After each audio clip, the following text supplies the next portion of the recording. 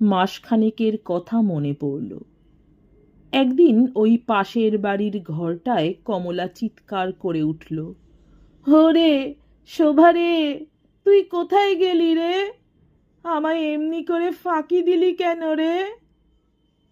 রাত তখন প্রায় 10টা। আমি খেতে বসেছি। বিজু আমায় দুধের বাটিটা এগিয়ে দিতে দিতে বললে, পাতের গোড়ায় একটু জল দাও। আমি বললুম, কমলা কাঁদছে না? আগে পাতের গোড়ায় জল দাও দিকি।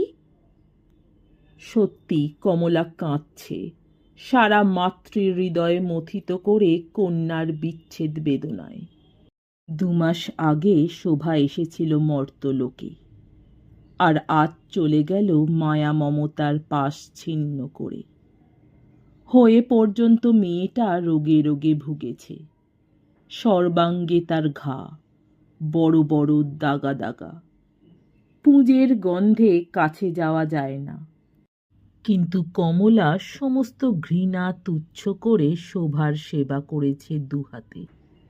তার ফলে নিজের গায়েও স্থানে স্থানে ঘা হয়েছে। সেসব গ্রাহ্য করেনি একটুও।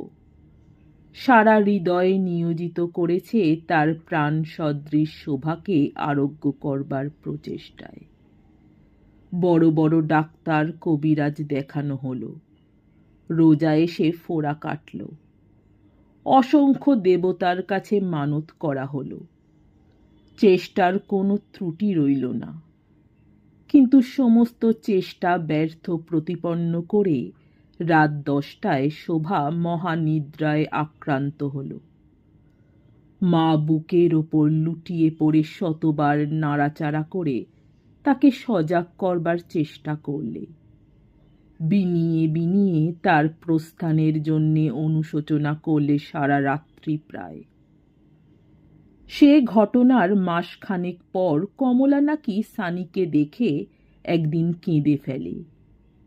বুকের একটা গভীর দীর্ঘ নিঃশ্বাস চাপতে পারেনি। তার নিঃশ্বাসের শব্দে আমার স্ত্রীর চিত্ত বিচলিত হয়। আস্তে আস্তে খুকিকে নিয়ে সরে আসে পাশের ঘরে। আমি তখন অফিসের হিসেবপত্র মেলাচ্ছি। বিজু আমার পাশে এসে বসল। আমি চশমাটা আস্তে আস্তে চোখ থেকে খুলে বলি, কিছু বলবে নাকি? না, এমন কিছু নয়। আমি হাসি, বলি, তা ওই এমন সামান্য কিছুই শুনি না